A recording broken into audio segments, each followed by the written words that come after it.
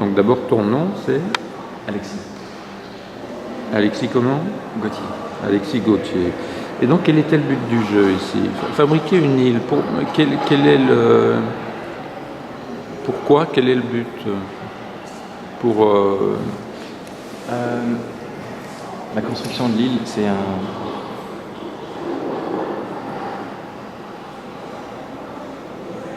Je crois que c'est comme un processus, c'est presque un rituel d'initiation ou la création d'un outil en fait.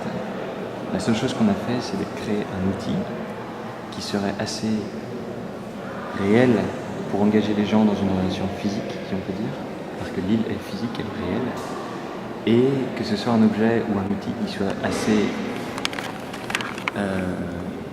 extraordinaire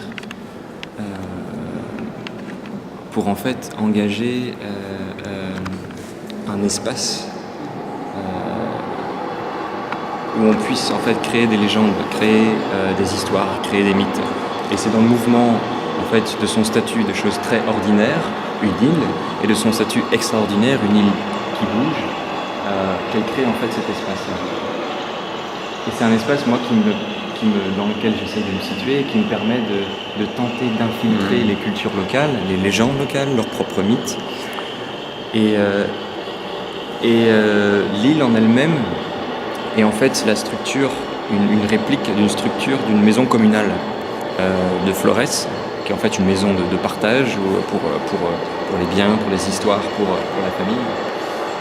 Et ici on l'a recouvert de métal, de terre, une tonne 5 de terre, et ensuite on a transplanté le sommet d'une montagne qui était dans le voisinage. On a déterré tout l'herbe du sommet de cette montagne et qu'on a transplanté sur l'espace. C'est ça, donc il y a de la végétation qui pousse. Oui, c'est transplanté. Les racines y sont encore. Et donc cette île est une nouvelle parcelle de cet archipel. Oui, en fait ils n'ont jamais vraiment su quel était le nombre d'îles qu'ils avaient. En 2012 ils comptaient 17 000 et là je viens voir 18 000. Et tu lui as donné un nom à cette île? Alors en fait, il y a un processus de recensement qui se passe en ce moment en Indonésie où ils recomptent les îles. Il y a 3 critères. Un, c'est qu'elle doit être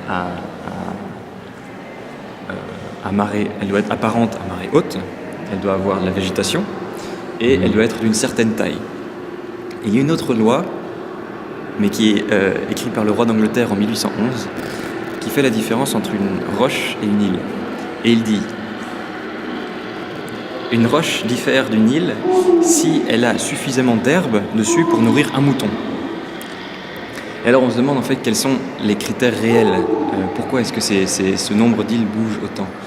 Et j'en viens à une légende qui est en fait un des mythes fondateurs de l'Indonésie, qui est celle d'un dieu qui regarde du haut du ciel à travers les nuages. Il voit cette vaste océan nu, sans terre, sans île. Et il dit: je m'ennuie un peu ici, je descendrai bien, mais j'ai rien pour mettre le pied en dessous.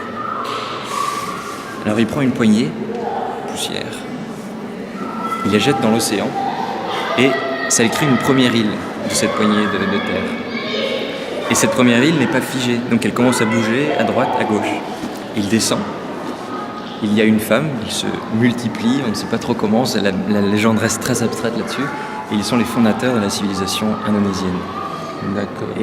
Et l'autre mythe auquel ça rapporte, c'est un mythe en fait qui est assez contradictoire, mais c'est celui que les Austronésiens sont arrivés de leur côté et les peuples d'Asie du Sud-Est sont tous venus par bateau et ont découvert petit à petit ces milliers d'îles. Et en fait, ils ont rapidement eu assez de territoire.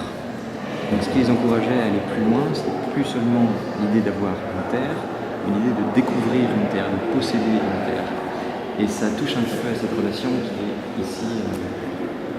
On a offert l'île à un village. Donc ça, c'est le village qui est venu... Une prière musulmane. Qui sont en train d'accueillir en fait une nouvelle terre. D'accord. Ah, donc cette île existe vraiment maintenant, ils se l'ont accaparée. C'était tout l'idée qu'ils en prennent possession. Ils en prennent possession, et là, ils débarquent sur ton île, quoi. Enfin, c'est pas mon île, c'est une île qui appartient et à personne et à tout le monde. Et alors, je reviens sur ma première question, elle se nomme comment, cette île? Tout à l'heure, je te parlais du processus... Il faut qu'elle ait, pour l'identité, c'est important. Oui. Je te parlais du processus de recensement d'une île. En Indonésie, le gouvernement procède de la manière suivante. Il demande à 5 personnes du village quel est le nom de cette île. Dans ce cas-là, j'ai appliqué en fait la même méthode. J'ai demandé à 3 enfants et 2 adultes quel est le nom de cette nouvelle île. Il y a 2 enfants qui ont répondu Pulau Yangkrik. Et Pulau Yangkrik, c'est en fait Cricket Island ou l'île au cricket. Et quand on leur a demandé pourquoi, ils ont répondu tous les deux qu'il y a un criquet qui s'était caché dans un bambou sur l'île et qu'on l'entendait encore. Donc c'est devenu Cricket Island, c'est l'île au cricket.